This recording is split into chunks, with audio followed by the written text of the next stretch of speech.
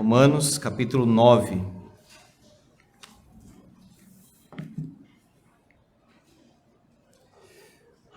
Nós vamos ler, irmãos, do versículo 19 a 33. Romanos 9, 19. Tu, porém, me dirás, de que se queixa ele ainda? Pois quem jamais resistiu à sua vontade? Quem és tu, ó homem, para discutires com Deus? Porventura pode o objeto perguntar a quem o fez, por que me fizeste assim? Ou não tem o oleiro direito sobre a massa, para do mesmo barro fazer um vaso para honra e outro para desonra? Que diremos, pois, se Deus, querendo mostrar a sua ira e dar a conhecer o seu poder, suportou com muita longanimidade os vasos de ira preparados para a perdição, a fim de que também desse a conhecer as riquezas da sua glória em vasos de misericórdia que para a glória preparou de antemão, os quais somos nós a quem também chamou, não só dentre os judeus, mas também dentre os gentios. Assim como também dizem Oséias, chamarei povo meu ao que não era meu povo, e amada a que não era amada. E no lugar em que se lhes disse, vós não sois meu povo, ali mesmo serão chamados filhos do Deus vivo. Mas relativamente a Israel, dele clama Isaías, ainda que o número dos filhos de Israel seja como a areia do mar, o remanescente é que será salvo. Porque o Senhor cumprirá a sua palavra sobre a terra, cabalmente e em breve. Como Isaías já disse, se o Senhor dos exércitos não nos tivesse deixado descendência, ter-nos-íamos tornado como Sodoma e semelhantes a Gomorra. Que diremos, pois? Que os gentios que não buscavam a justificação vieram a alcançá-la, todavia a que decorre da fé. E Israel, que buscava a lei de justiça, não chegou a atingir essa lei. Por quê? Porque não decorreu da fé, e sim como que das obras. Tropeçaram na pedra de tropeço. Como está escrito, eis que põe em Sião uma pedra de tropeço e rocha de escândalo, e aquele que nela crê não será confundido. Amém. Irmãos, qual é a visão que nós temos de Deus? Como nós entendemos o nosso relacionamento com o Senhor? Esse é um assunto de extrema importância. Quando o reformador alemão Martinho Lutero quase morreu numa situação, ele pediu que Deus o livrasse e ele, livrado, se tornaria um monge agostiniano. De fato, ele se tornou um monge, passou a estudar muito, era muito estudioso, já era o melhor aluno de direito, mas ele ficava atormentado com a ideia de Deus. Porque ele sabia que ele era pecador, e sabia que Deus era santo. E aí? Como Deus vai me amar? Como eu vou para o céu? Como Deus vai me aceitar? E ele começou a se penitenciar. Uma vez desmaiou lá, com um chicote, e sangrava, ia confessar os seus pecados, depois se atormentava porque não tinha confessado direito.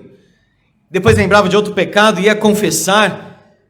E ele começou a ficar totalmente alucinado e incomodado, e obras, e obras, e obras. Porque naquela época se colocava um terror nas pessoas para arrancar o dinheiro delas.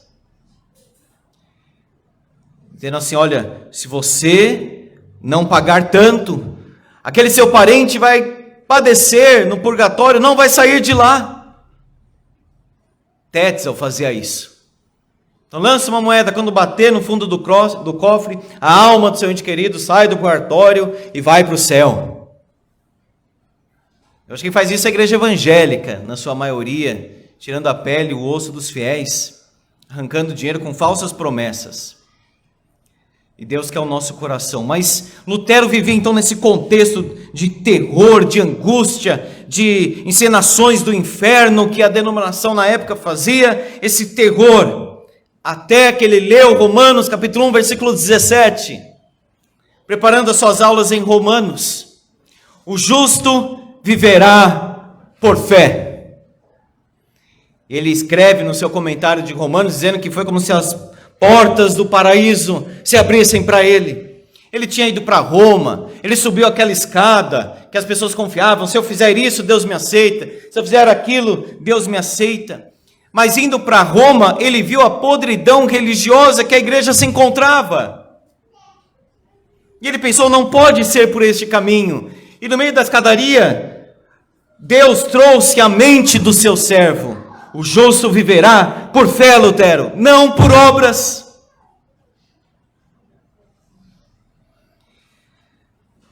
Deus é maior, irmãos, do que a nossa mente pode imaginar. E nós precisamos ter um relacionamento de amor com Deus. Quando Lutero entendeu que não é por obras, é pela fé, ele descansou o seu coração. Por obras, ninguém é salvo. Deus é soberano, absolutamente soberano. Nós vamos continuar nessa tônica que é a do capítulo 9, da soberania de Deus. E Paulo está dizendo: Deus endurece, se Ele quiser endurecer, e se Deus quiser salvar, Ele salva. Ou seja, Deus é soberano. E Paulo, que nesta epístola especialmente, usa um recurso retórico de imaginar alguém que o questiona, diz o seguinte: tu, porém, me dirás. Não é que alguém estava questionando, mas é um recurso da retórica, da linguagem. Uma pergunta e resposta para ficar mais didático. De que se queixa ele ainda? Não é isso que as pessoas falam hoje? Por que Deus reclama das coisas se Ele poderia mudar as coisas? Esse é o tom aqui. De que se queixa ele ainda? Então, por que Deus se queixa do pecado se Ele poderia barrar o pecado? E Paulo vem trazendo perguntas em Romanos. E aqui ele levanta mais uma. A pessoa ainda diz: quem jamais resistiu à sua vontade? Mas existe um momento, irmãos, em que nós temos que parar de perguntar e aceitar as coisas como Deus quer. A dúvida pode ser um caminho para a certeza e a convicção. Mas dúvida demais, se a nossa mente sempre tende à dúvida, ao questionamento, isso é um erro. Porque a palavra de Deus traz certezas, convicções. A palavra de Deus nos firma. Não é algo que fica sempre levantando dúvidas. Então, a dúvida aqui não é a dúvida de alguém que busca realmente um conhecimento da palavra de Deus. É a dúvida de um rebelde que está questionando os caminhos de Deus. Por que Deus faz isso e por que Deus não faz aquilo? E a resposta de Paulo é a seguinte: quem és tu, homem, para discutires com Deus? Nós temos aqui a arrogância da criatura e a grandeza do Criador. Deus é soberano na eleição dos vasos. Quem és tu, ó homem? Amados irmãos, nós precisamos saber o nosso lugar. Só Deus está no trono. Deus é incomparável. E Ele mesmo traz essa pergunta no livro de Isaías: a quem me comparareis? Quem que você coloca no lugar de Deus, ao lado de Deus, como se fosse parecido só com Ele? Nada, ninguém. Então Paulo, ele rebate a questão dizendo: como você pode cair nisso? Discutir com Deus, ou questionar Deus, ou afrontar Deus.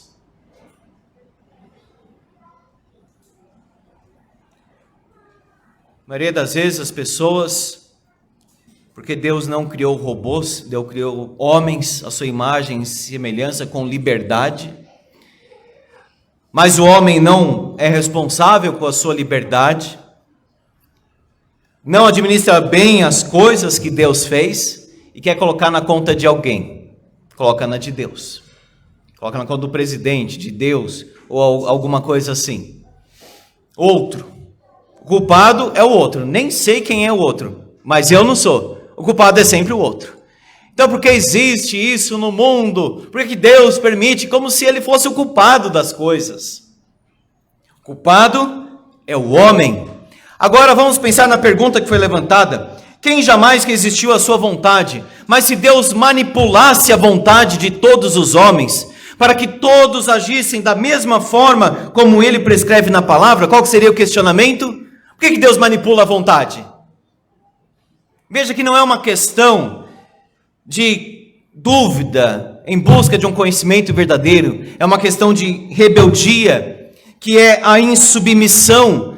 Então Paulo diz: para de questionar Deus, para de duvidar de Deus, para de olhar para os caminhos de Deus e dizer por que ele faz isso, por que ele não faz aquilo. Irmãos, Deus nos chama para adorar.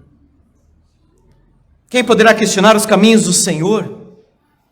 Então talvez você pergunte, por que isso está acontecendo na minha vida? Irmão, quem sabe por que isso está acontecendo na sua vida? Deus sabe, mas é só Ele que sabe. Por que Deus permite isso ou aquilo? Irmãos, quem consegue reconstruir a história, todas as coisas que estão acontecendo no presente, quem pode fazer isso? Não busque ninguém, porque ninguém sabe. Mas em Deus nós sempre podemos confiar. José não tinha a menor ideia porque tudo aquilo estava acontecendo com ele, mas Deus tinha um plano.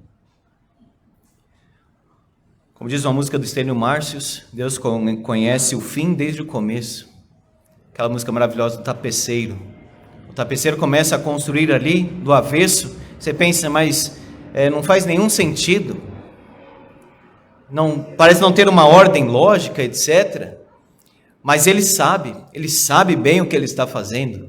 Ele começa a costurar ali, ele sabe o que vai acontecer, mas quem olha do avesso não consegue imaginar nada. Deus é poderoso, olha só, Deus é o oleiro. O oleiro pegava a massa, sentava ali e dava forma. Um vaso ele poderia fazer deste jeito, o outro daquele jeito. Quem poderia dizer, não é para fazer assim? A massa é dele, ele é o oleiro. Então Paulo está dizendo, não vamos questionar Deus, porque ele é o Criador. Um vaso ele faz para honra e outro para desonra. Se você ler a Bíblia inteira, especialmente o Antigo Testamento, sabe o que você vai encontrar? Que até o diabo há de glorificar a Deus. Não por vontade íntima dele, mas levado a reconhecer que Jesus Cristo é o Senhor, porque os demônios já fizeram isso no ministério de Jesus. A Bíblia diz que até a ira do homem há de louvar a Deus. E quando o Senhor Jesus voltar e este universo for redimido do cativeiro do pecado, todas as coisas glorificarão a Deus, a salvação e a condenação, os vasos de misericórdia e os vasos da sua ira. Deus manifesta o seu amor, ele é glorificado.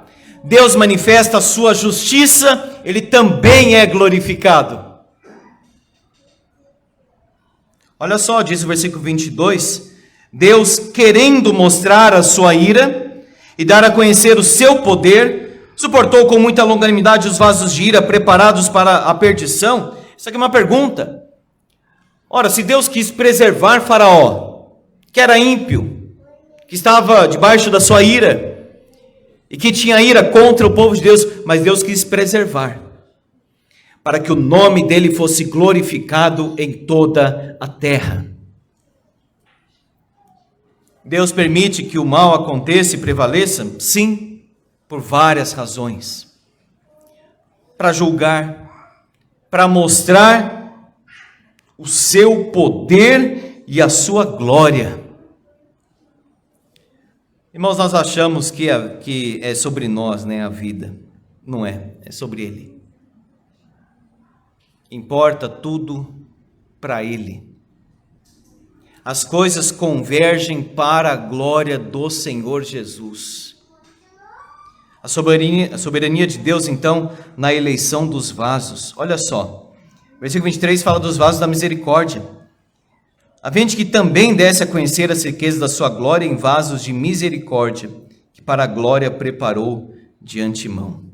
Deus derramou misericórdia na sua vida? Que bom. Mas atribua isso a Ele. Deus tem abençoado a sua vida? Que bom. É porque Ele é bom. Deus permite que eu respire nesse momento? É porque Ele tem misericórdia da minha vida. Nós não merecemos, irmãos, nenhuma bênção do Senhor. O que nós merecemos é justamente o contrário, a ira total, eterna de Deus, porque Ele é santo, perfeito, e nós somos pecadores indignos e miseráveis. Mas é nesse momento que nós pensamos que a graça de Deus é maravilhosa, que a graça de Deus é engrandecida aqui nesta carta aos Romanos, porque é apesar de nós.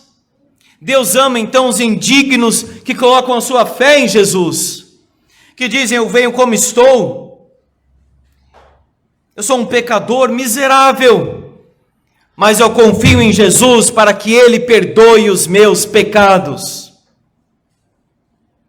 Agora, no dia do juízo final, o Senhor há de julgar aqueles que confiaram nele e aqueles que não confiaram nele. Ou seja, os que confiaram são absolvidos, recebem um galardão, e há diferença entre o galardão.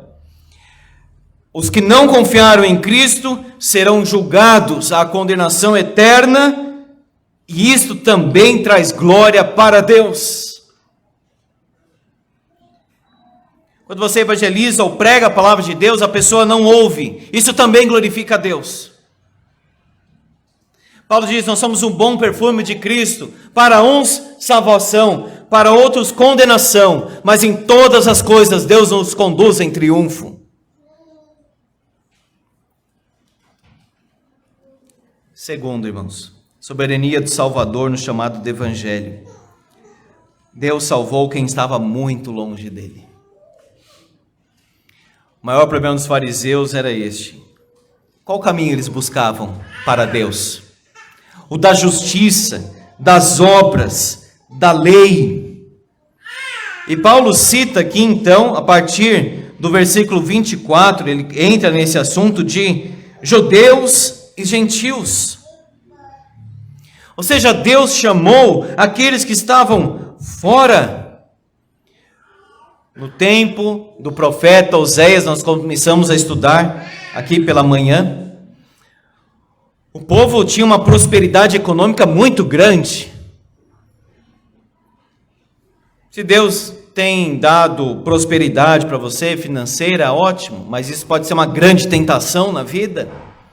Que a pessoa pode dizer assim: eu me basto, eu tenho tudo, eu não preciso de nada, eu não preciso de Deus.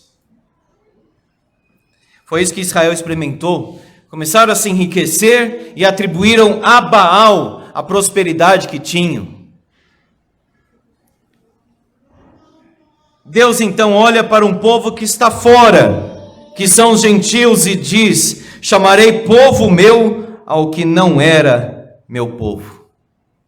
Nós fazíamos parte do povo de Deus? Não. Éramos filhos de Deus? Não. Mas Ele nos alcançou e nos trouxe para a família da fé. Jesus agora nos chama de irmãos. E nós nos dirigimos ao Pai Celestial dizendo: Pai, esteja feita a Tua vontade. Nós agora fazemos parte do povo de Deus. Agora nós somos amados de Deus, irmãos. Antes nós estávamos numa inimizade. Deus dizia assim: anda por esse caminho. Nós falamos: este caminho que o Senhor quer, então é exatamente neste que eu vou andar. Mas agora, conquistados pelo Espírito Santo, que entrou no nosso coração, Deus enchendo a nossa vida, agora nós conhecemos o amor de Deus. E a única resposta que nós podemos dar quando nós realmente encontramos este amor é a seguinte: Senhor, agora sou teu para sempre. Agora eu quero viver no teu amor. Senhor, eu quero que o teu amor preencha a minha vida. Deixe o amor do Senhor Jesus preencher o seu coração. Pare de procurar em outro lugar. É nele que você realmente vai encontrar aquilo que tem buscado.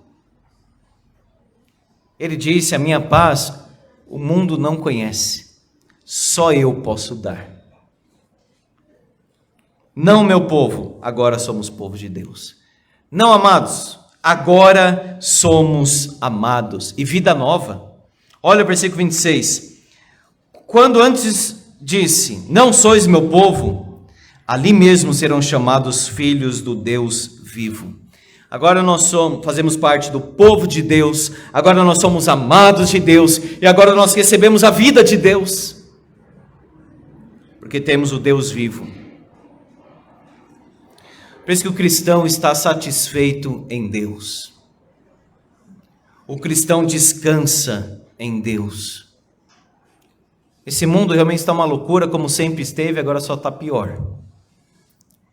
E esses rumores de guerras, essa expectativa, sempre aconteceu e vai ficando cada vez pior. Agora a expectativa é da Rússia, né, Ucrânia, e outras questões, e outras pandemias, e etc. Mas ali, irmãos, em Jesus, nós encontraremos um lugar de descanso. Então desliga a televisão. Pare de ouvir tantas notícias negativas, muitas vezes falsas, inclusive. Vai ler a Bíblia. Vai pensar na cruz de Jesus Cristo, na eternidade. Pegue o nosso inário e comece a louvar a Deus, e louvar a Deus, e louvar a Deus. O apóstolo Pedro diz: vós sois raça eleita, sacerdócio real, nação santa, povo de propriedade exclusiva de Deus. Nós não somos de nós mesmos, nós não somos do mundo, nós não somos de ninguém, nós somos o povo de propriedade exclusiva de Deus, a fim de proclamar as virtudes daquele que nos chamou das trevas para a sua maravilhosa luz. Antes eu estava nas trevas, agora estou na luz do Senhor. E agora eu quero falar do amor do Senhor, eu quero falar da soberania do Senhor, eu quero falar desse Deus maravilhoso que entrou na minha vida e mudou a minha história. Os cristãos deveriam ser mais animados, muito desanimados. Parece que não estão vivendo aquilo que acreditam, leem na Bíblia. Porque, amados, se esta mensagem realmente entrar nos nossos corações, a nossa vida será assim contagiante no bom sentido da palavra. Nós vamos ganhar força no nosso testemunho. As pessoas vão olhar e dizer: aí está um cristão que ama a Deus, aí está alguém que realmente encontrou o caminho da vida. O que aconteceu com você?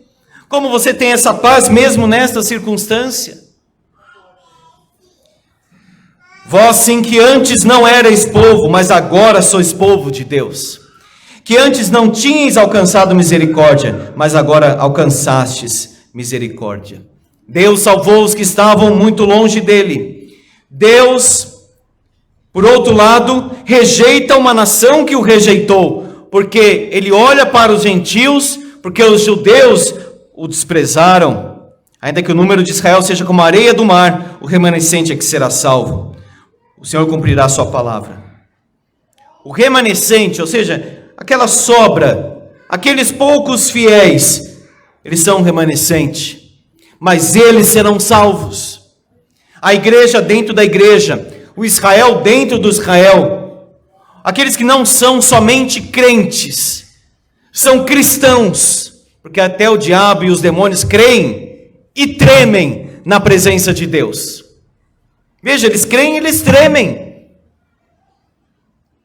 Deus quer o nosso coração, Deus quer a nossa vida, Deus quer mais de nós, ou seja, Deus quer tudo. Mas é um povo pequeno, eu vou passar vergonha, eu vou ser zombado e etc. Não importa, você terá Cristo. Ele vale mais que tudo.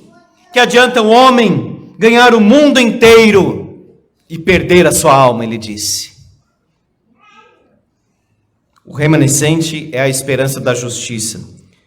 Se o Senhor dos Exércitos não nos tivesse deixado descendência, olha quem deixa aí, é o Senhor. Quem preserva, irmãos, a nossa vida é Deus. Vida física, espiritual, qualquer coisa que você possa imaginar. Quem preserva é Deus. Ter-nos-íamos tornado como Sodoma, que era uma cidade, e semelhantes a Gomorra. Amados irmãos, se não fosse Deus na nossa vida, onde nós estaríamos? É pior do que a gente possa imaginar. É melhor nem pensar nessas coisas, na verdade. É melhor pensar que Ele nos tirou de um lugar e nós não queremos mais voltar para aquele lugar. Temos até vergonha de mencionar o que aconteceu ali. Agora nós somos luz no Senhor. Agora é vida. Agora é comunhão. Sodoma, Gomorra, era a cidade da destruição, da decadência, do pecado, de tudo aquilo que é desenfreado.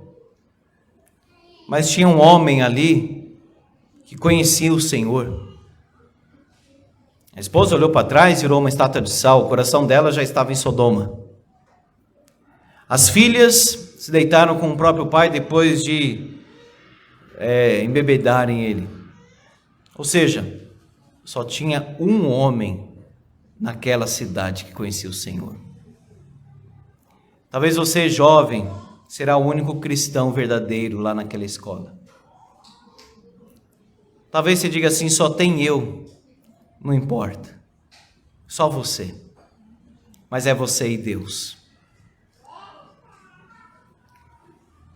Prefira o Senhor. Pedro falou com arrogância, mas o que ele disse tinha que ser a nossa confissão. Ainda que todos te neguem, eu jamais. Não importa. Não importa que eu esteja sozinho. Não importa que nesse contexto eu enfrente aí as tribulações, as dificuldades, etc. Eu quero servir o Senhor. Eu quero sair dessa cidade e ir para a cidade celestial que o Senhor me chamou. Por último, Deus salva uma nação que o busca pela fé. Tem dois caminhos aí no versículo 30 a 33. Justificação pela fé ou justificação pelas obras. A lei diz, quem cumprir a lei, viverá por ela. Está escrito em Levítico. Só tem um grande problema. Nós não cumprimos perfeitamente. Então, este caminho não dá para nós. Não é para o pecador. Eu sou uma pessoa boa. Entra na luz da santidade de Deus para ver. O que está aqui no coração, lá no íntimo. Aquelas motivações que ninguém conhece, os pensamentos, tudo aquilo que você já falou, Deus carimba, condenado, pecador, miserável. E conscientes disso nós falamos, ai de mim, que sou um homem pecador e miserável. Mas é neste momento, que vem a consciência do pecado, eu sou um pecador, que nós devemos olhar para aquele que morreu pelo pecador, que é Jesus.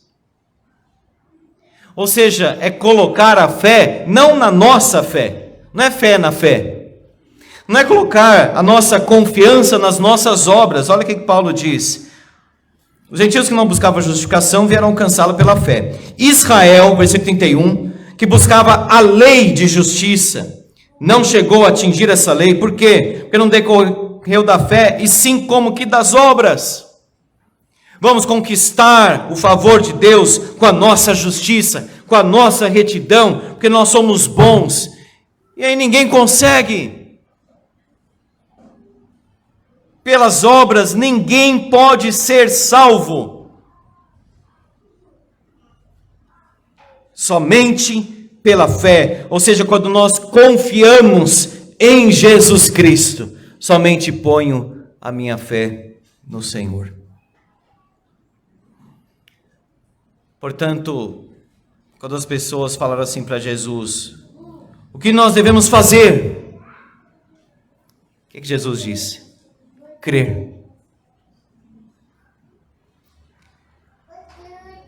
Crer no Senhor Jesus e será salvo, disse Paulo ao centurião.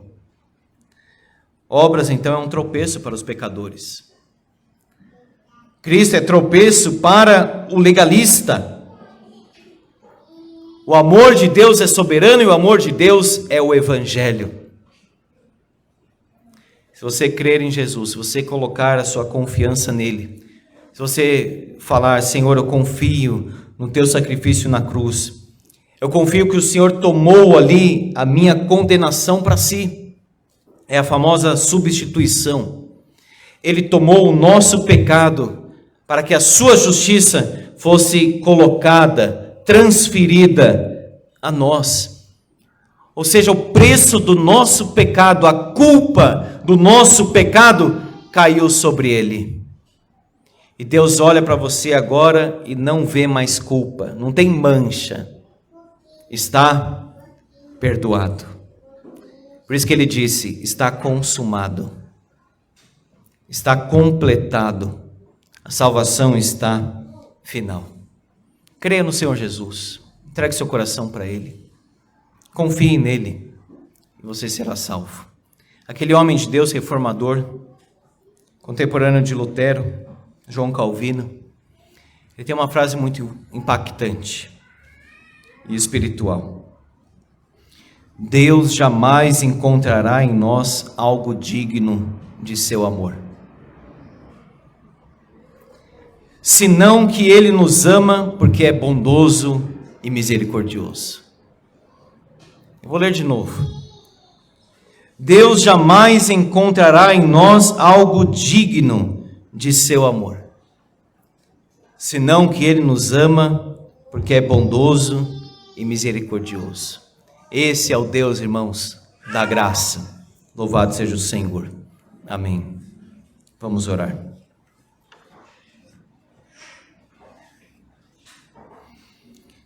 Deus de toda graça e glória, louvado seja o teu nome. Nós somos pecadores. Nós somos falhos, ó Deus, em muitas coisas. Tua palavra diz, não há homem justo sobre a terra que faça o bem e não peque. Mas ao mesmo tempo, ó Deus, nós confiamos na tua misericórdia. Como disse teu servo do passado, não há algo em nós, Senhor. Há algo em ti, é o teu amor, é a tua misericórdia, é a tua bondade, Deus Santo. Obrigado pela salvação. Obrigado porque a fé o Senhor nos deu. Porque a tua palavra diz, pela graça sois salvos, mediante a fé. Isto não vem de vós, é dom de Deus, não de obras, para que ninguém se glorie. Obrigado por Jesus, o nosso maravilhoso Salvador, o nosso Salvador suficiente, o nosso Senhor e Mestre. Ó Deus, colocamos a nossa fé somente nele. Sim, nós queremos praticar boas obras, nós queremos andar, ó Deus, num caminho de retidão, porque somos salvos, porque somos teus, porque o Senhor já nos comprou, por gratidão. Louvado seja o teu nome por tua soberania absoluta, sobre todas as coisas tu és Senhor, e não há outro, não há comparações, não há concorrência alguma contigo. Ó Deus, Tu és tremendo. Tua majestade, Senhor, vai muito além do que nós conseguimos sequer imaginar. Exalta, Senhor, a Tua glória nas nossas vidas e dá-nos mais profundidade espiritual, em nome de Jesus. Amém.